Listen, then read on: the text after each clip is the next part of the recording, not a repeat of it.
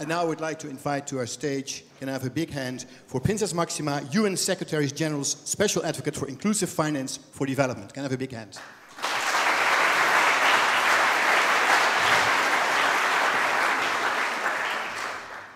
Mevrouw Jankovic, fellow speakers, ladies and gentlemen, 2 months ago, Ms. Jankovic said, you know why? We were talking about the work that I'm doing with the UN, the G20 on financial inclusion, and all the advocacy efforts. And we were talking, of course, about digitalization. And she said, why don't we get together and have a drink with 50 people in Rijksmuseum, come back from holidays, into renewed auditorium, 50 people, a little bit more.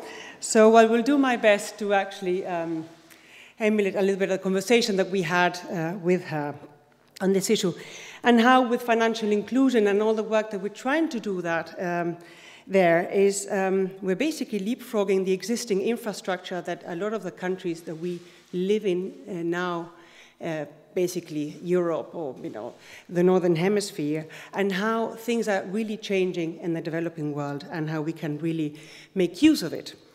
And I will come back to the 3 main points that Ms. Jankovic basically has been touching upon in the last, apart from these, how do you call it, the contact lenses that would actually tell you things, about access, transparency, and relevance.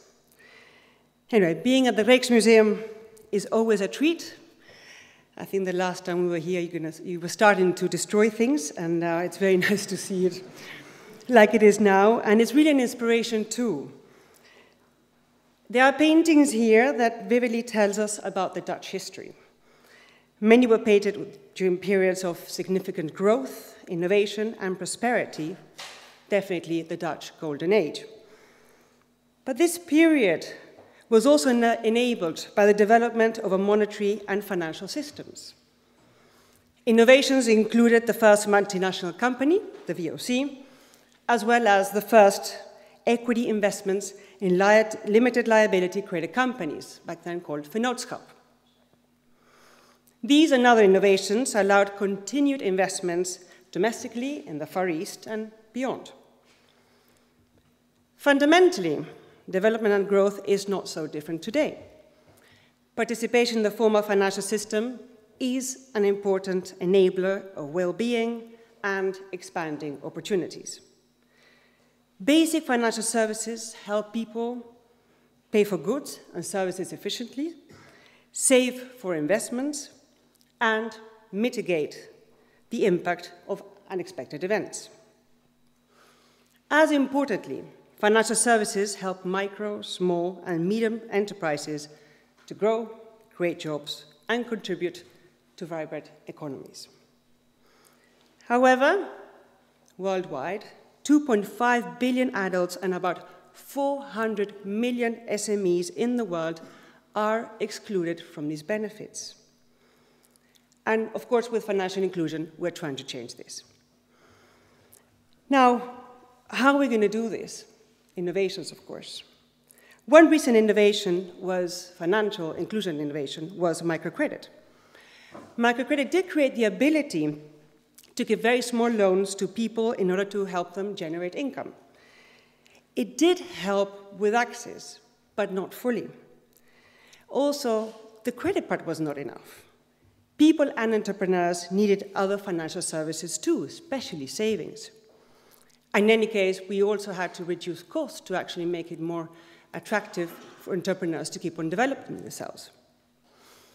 What now is making a difference compared to 10 years ago are digital-enabled business models. As you very well know, maybe there are bankers here present today, it is very, very expensive to set up brick-and-mortar banks. So banks will not find it attractive to place a bank branch in the middle of a rural area full of poor people. And I don't know if you know that 70% of the world's poorest people live in rural areas. But we are changing this with mobile phone banking. This innovation uses mobile phones and the thousands of existing kiosks and stores that sell airtime and other related services. For example, when a day laborer gets paid, he takes his cash to a corner store. The store sends the client phone a credit basic by text message. The client can actually hold the amount, pay a bill to somebody else, another service with text message, or send money home to his mother, all by text message. His mother does a process in reverse by getting cash from a small kiosk somewhere where she lives. By using existing infrastructure, mobile money drastically lowers costs, and even sending $1 is sustainable. This is unheard of.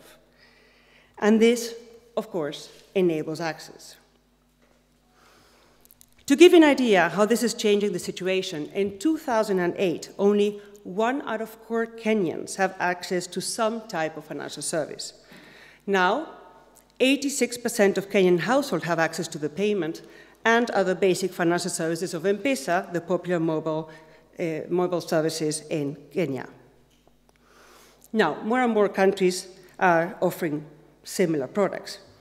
And this does create a huge potential to reach 4 million reachable populations with more affordable financial services, especially considering that about 2 billion people that do have a phone do not have access to financial services or a bank account. The benefits of financial inclusion are so many. For individuals, financial inclusion reduces the time used collecting or sending cash. And this is not important. For you, might actually seem something we say in Dutch, vanzelfsprekend, but it's actually not. In Tanzania, a teacher in the rural areas can be sometimes 2 weeks out of school just to get their monthly payments because they don't have a branch nearby. Imagine 2 weeks of no class and expenditures in buses and other risks being mugged on the way. Also extremely important, financial inclusion gives people the opportunity to save for life's big events and to insure themselves against illness or drought. Financial inclusion also facilitates income generation activities and businesses. A couple of years ago, I visited a neighborhood of small workshops in Old Cairo. Every Saturday, the owners go around collecting the bills so they can pay salaries in the afternoon, a whole day of just making payments. And of course, apart from payments, these entrepreneurs also need better, cheaper, and longer-term credits for their businesses, as well as insurance.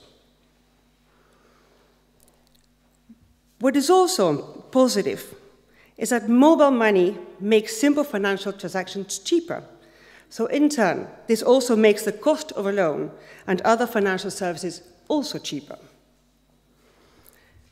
At the macroeconomic level, mobile and agent banking introduces huge cost reductions and efficiency gains.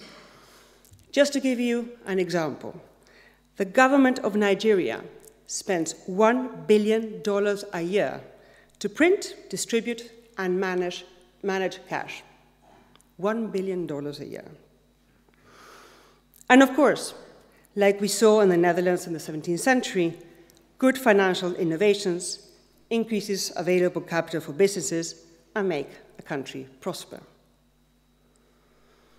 So digital-based financial services not only facilitates access, it also fosters greater transparency through real-time transactions and knowledge, so you can control it. This is a benefit to financial institutions, but also regulators and supervisors. It can also help clients manage their finances and goals better. For example, taxi drivers, street merchants, and vendors in Mexico can attach a small disk to their mobile phones in order to accept a credit card payment. The disk company also will send analytical reports on transactions, helping the vendors understand his business and maybe even improve it, as well as build a history for credit applications in the future. This is really an excellent service.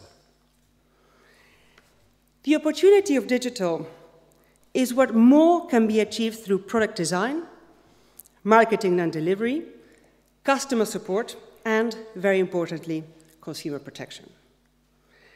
By this, I mean that once we have access, we have to look at the relevance and adequacy of the financial product. Whether they use digital technology or coins, financial services must be tailored to client needs and their context. the right product for the owner of a metal workshop in Cairo is different than for farmers in Africa. That might be very obvious, seem very obvious to you, but it's really not. During my last visit to Brazil, I spoke to a CEO who launched a house insurance product for the favelas. It was cheap, simple, and extremely needed, as mudslides are common when it rains heavily in Brazil. But it did not sell. It just did not sell. He then realized that different family members built their own rooms within the same plot of land. Every brother would actually build a room, and then the other sister would actually build another room, all of the same plot of land. So he changed the standard policy to recognize his ownership and allow separate payments to the same policy. Since then, it has been a huge success. By relevance and adequacy, I also mean how financial services can advance urgent development goals, whether saving for education or helping a farmer use water more efficiently. Digital technology can help with this so much.